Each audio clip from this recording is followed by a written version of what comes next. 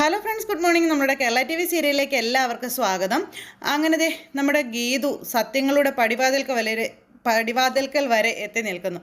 അങ്ങനെ നമ്മുടെ വിജയലക്ഷ്മിയുടെ ഫോട്ടോ കാണിച്ചു കഴിഞ്ഞപ്പോഴത്തേക്കും ആദ്യം ഗീതുവിനോട് പറയാനായിട്ട് ഒരുങ്ങി ഈ പറയണ അച്ഛൻ. അപ്പോഴേക്കും അല്ലെങ്കിൽ വേണ്ട, നീ അതൊന്നും അറിയേണ്ട കാര്യമല്ലെന്നും പറഞ്ഞുകൊണ്ട് നേരെ വട്ടം തിരിഞ്ഞു. അപ്പോഴേക്കും ഗീതുവിന് നിരാശയായിട്ടോ, ഇല്ല ഞാൻ പറയില്ല എന്നുള്ള രീതിയിലായി അയാൾ.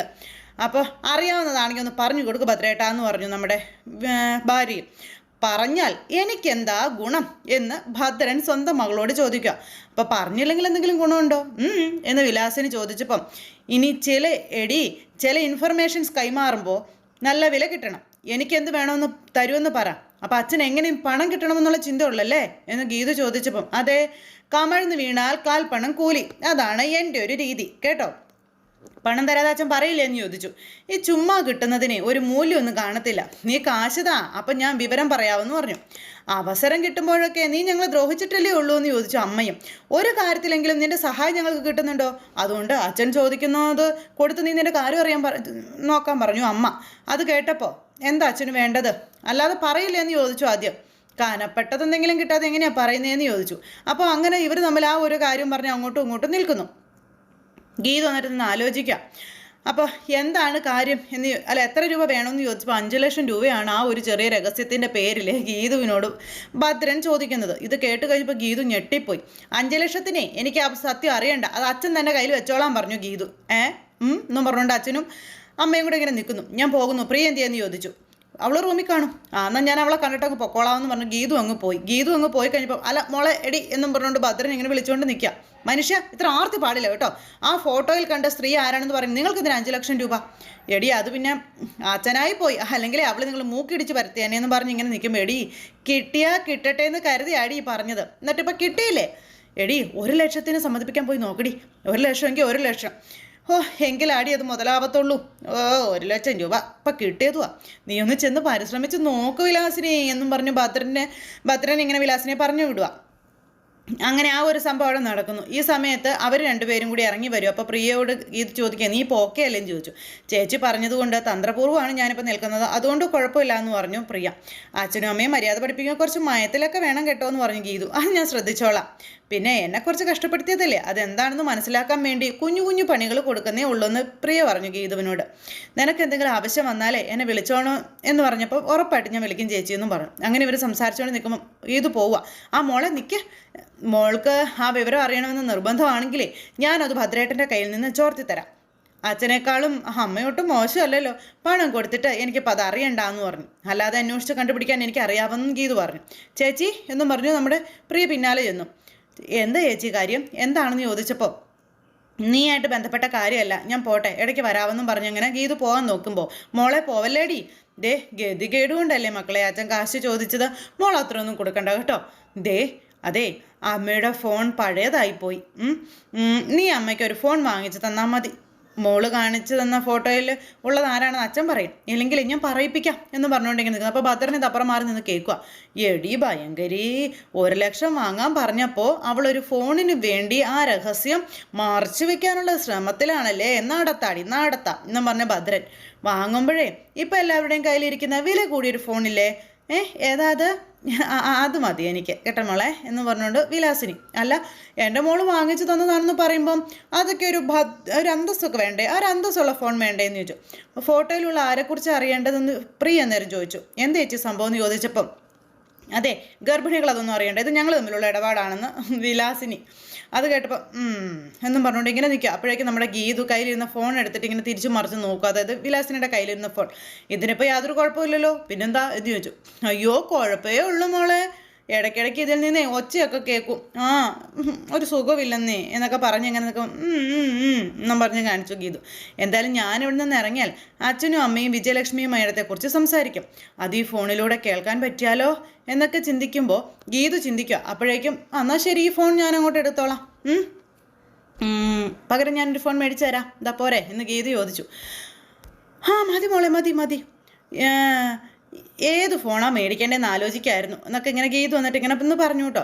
ഇതിൽ നിന്ന് എൻ്റെ ഫോണിലേക്ക് ഒരു കോൾ ചെയ്യാം, ഞാൻ കോൾ എടുക്കുമ്പോൾ ഇവരുടെ സംസാരം കേൾക്കാം, എന്താ ശരിയല്ലേ? ഞാനൊന്ന് നോക്കട്ടെ എന്നും പറഞ്ഞുകൊണ്ട് നമ്മുടെ ഗീതു ആ ഫോൺ എടുത്ത് അതിനകത്തൊരു ട്രിക്ക് പ്രയോഗിക്കുന്നു. അങ്ങനെ നമ്മുടെ ഗീതു തൻ്റെ രഹസ്യം ചോർത്താനായിട്ടുള്ള പരിപാടികളും കാര്യങ്ങളും ഇങ്ങനെ നോക്കാം. അപ്പോഴേക്കും ഗീതുവിൻ്റെ കോൾ അങ്ങോട്ടേക്ക് വന്നു.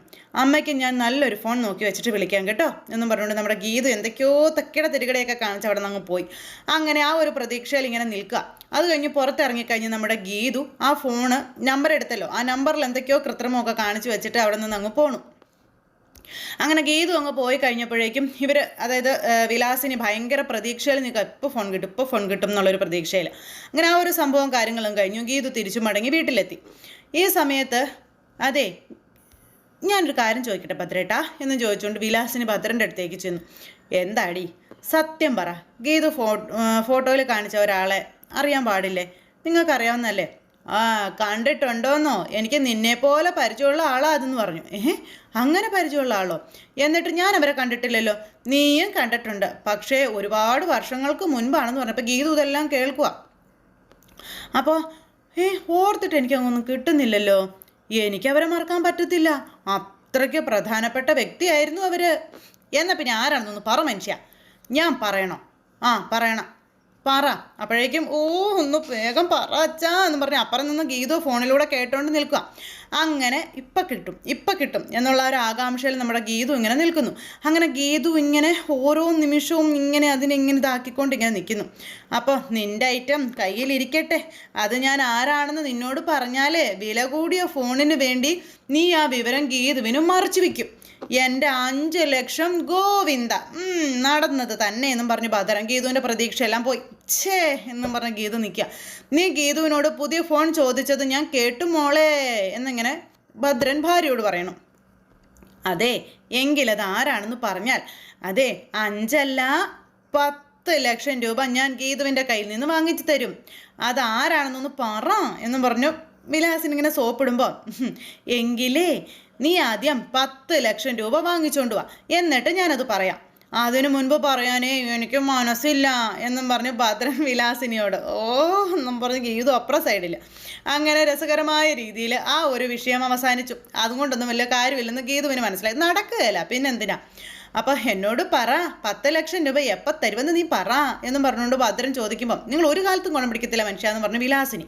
അങ്ങനെ ഇവർ രണ്ടുപേരും കൂടെ ആ കാര്യം പറഞ്ഞുകൊണ്ട് അങ്ങനെ നിൽക്കുക. അപ്പോൾ ഇവരുടെ രണ്ടുപേരുടെയും സംസാരം അപ്പുറം മാറി നിന്ന് പ്രിയ കേൾക്കുക. ചുമ്മാ വേണ്ടടി, 10 ലക്ഷം രൂപ കിട്ടിയാൽ 1 ലക്ഷം രൂപ നിനക്ക് കമ്മീഷൻ ഞാൻ തരും. എൻ്റെ വായിന്നൊന്നും കേൾക്കാതെ പൊയ്ക്കോളണം പറഞ്ഞു അന്നേരം വിലാസിനി. അപ്പം നിങ്ങളിവിടെ വന്ന് ക്യാഷിൻ്റെ കണക്കും പറഞ്ഞിരിക്കുകയാണോ എന്ന് പ്രിയ ചോദിച്ചു. അടുത്ത പണി വരുന്നുണ്ട് വിലാസിനി എന്ന് ഭദ്രൻ പതുക്കെ ചെവിയിൽ വിലാസിനിയോട് പറയുകയും ചെയ്തു. ആ അരി ഉഴുന്നും പകുതി പോലും അരിഞ്ഞിട്ടില്ല. ഇതെന്താ ഇത്? അത് ഞാൻ വെണ്ണ പോലെ അരച്ചതാണല്ലോ. അമ്മയ്ക്ക് അതൊക്കെ തോന്നിയതാകും. ഉഴുന്ന് ചതഞ്ഞിട്ടേ ഉള്ള അമ്മേ. വേഗം ബാക്കി ഇവിടെ അരയ്ക്കാമേ, എനിക്ക് ദോശ തിന്നാൻ കൊതിയാവുന്നമ്മേ എന്നൊക്കെ പറഞ്ഞപ്പം, ഇപ്പം ചുട്ടാലേ അടയായിട്ട് ഇരിക്കും, മാവ് പുളിക്കണം. ഇന്ന് അരച്ച് വെച്ചാലേ പുളിക്കൂ. ഒന്നും വേഗം ചെല്ലമ്മ പോ എന്നും പറഞ്ഞുകൊണ്ട് നമ്മുടെ പ്രിയ പണി കൊടുത്തോണ്ടേ ഇരിക്കുക. അപ്പോൾ എന്നെ കൊണ്ട് ഒറ്റയ്ക്ക് അത് പറ്റത്തില്ല, നീ വരാൻ പറഞ്ഞു. ഞാനെങ്ങനെ വരും? ഞാനിങ്ങനെ ഇരിക്കും, ഞാൻ എങ്ങനെയാണ് അമ്മയെ സഹായിക്കുന്നത്? ഒരു കാര്യം ചെയ്യുക, അച്ഛനും കൂടെ ചെല്ല. ഞാൻ അവിടെ എല്ലാം എടുത്തു വെച്ചിട്ടുണ്ട്. അപ്പോൾ ആ അച്ഛന് ചെറിയൊരു പണി ഞാൻ വെച്ചിട്ടുണ്ടമ്മേ. കാരണം എന്നാന്നോ, കുറച്ച് പൊടിക്കാനുണ്ടേ, കുറച്ച് അരി പൊടിക്കാനുണ്ട്. അപ്പോൾ അത് ഞാൻ ഉരലിലെടുത്ത് അവിടെ സൂക്ഷിച്ച് വെച്ചിട്ടുണ്ട്. അച്ഛനൊന്ന് ഇടിച്ച് പൊടിച്ച് തന്നാൽ മതി കേട്ടോ എന്നും പറഞ്ഞുകൊണ്ട് അച്ഛനുള്ള പണി പ്രിയ അങ്ങനെ പണി കൊടുക്കൽ. അപ്പോൾ ഞാൻ എന്തെങ്കിലുമൊക്കെ ചെയ്യാമെന്ന് പറഞ്ഞ് ചെറിയ ജോലിയൊക്കെ പറഞ്ഞപ്പോൾ, മോളോ അത് ചെയ്യണോ? അതൊന്നും ചെയ്യണ്ടെന്ന് പറഞ്ഞു. അതെങ്ങനെയാ അമ്മേ? ചുമ്മാ ഇരിക്കണേ, എന്നെക്കൊണ്ട് പറ്റണ പണിയൊക്കെ ചെയ്യണ്ടേ അമ്മേ എന്ന് ചോദിച്ചു പറയാം. അതെ, നല്ല ഗോതമ്പ് പൊടി കിട്ടണേ, നമ്മൾ തന്നെ വറുത്ത് പൊടിക്കണം എന്ന്. അപ്പോൾ ഗോതമ്പ് പൊടിക്കണോ മോളെ എന്ന് ചോദിച്ചപ്പോഴാണ്, നമ്മൾ തന്നെ വറുത്ത് പൊടിച്ചാലേ നല്ല പൊടി കിട്ടുള്ളൂ പ്രിയ പറയുന്നത്. നമ്മളല്ല, ഞാൻ തന്നെ അരിയാട്ട്, കറിക്കര, അരി പൊടിക്കൽ, ഏതായാലും ഇതെല്ലാം നമ്മളിവിടെ ചെയ്യുന്നുണ്ട്. എന്നാൽ പിന്നെ ഒരു മില്ലും കൂടി ആകായിരുന്നു എന്ന് ഭദ്രൻ. വിലാസിനി പണി തുടങ്ങാം എന്നും പറഞ്ഞുകൊണ്ട് 2 എണ്ണങ്ങളും കൂടെ പണിയെടുക്കാനായിട്ട് പോകാൻ തുടങ്ങുന്നു. ഇതൊക്കെ കണ്ട് പ്രിയ സന്തോഷത്തോടെ നിൽക്കുക. എന്നെ കുറേയിട്ട് വേദനിപ്പിച്ചതല്ല, അനുഭവിക്കുക എന്നും പറഞ്ഞുകൊണ്ട് പ്രിയ അങ്ങനെ അവിടെ നിൽക്കുക. ആ ഒരു പരിപാടിയും കാര്യങ്ങളും അവിടെ കഴിഞ്ഞു കേട്ടോ. ഇത് കഴിഞ്ഞ് പിന്നെ കാണിക്കാൻ നമ്മുടെ ഗോവിന്ദനെയാണ്. ഗോവിന്ദ് ഇങ്ങനെ ടെൻഷൻ അടിച്ച് അങ്ങോട്ടും ഇങ്ങോട്ടും ഈ നടപ്പാ. ഗോവിന്ദൻ അങ്ങനെ ടെൻഷൻ അടിച്ച് നിൽക്കുന്ന സമയത്താണ് ഈ രാധിക ലോകം ചുറ്റി തെണ്ടി തിരിഞ്ഞ് കയറി വരുന്നത്. അപ്പം അമ്മ എവിടെ പോയതായിരുന്നു എന്ന് ചോദിച്ചപ്പോൾ ഈ ലോകർക്ക് മുന്നിൽ നിന്നെ കീറി മുറിച്ച് നാണം കെടുത്തി നിന്നെ അപമാനിച്ചിട്ട് ഇറങ്ങിപ്പോയ നമ്മുടെ ആജന്മ ശത്രുവിനെ കാണാൻ പോയതാണെന്ന് പറഞ്ഞു. അത് കേട്ടപ്പോൾ ഗോവിന്ദൻ ചോദിച്ചു, ആരെ? വിജയലക്ഷ്മിയെ കാണാൻ. അമ്മ എന്തിനാ അവരെ കാണാൻ പോയതെന്ന് ഗോവിന്ദൻ അന്നേരം ചോദിക്കാം. അവരെ എനിക്ക് കാണണമായിരുന്നു. ദേ ഗീതു ഇപ്പം ഇവിടെ കാണിച്ചുകൊണ്ടിരിക്കുന്നത് വിജയലക്ഷ്മി കൊടുത്ത പിന്തുണയാണെന്നുള്ള കാര്യം പുള്ളിക്കാരി ഗോവിന്ദനോട് അങ്ങ് പറഞ്ഞു.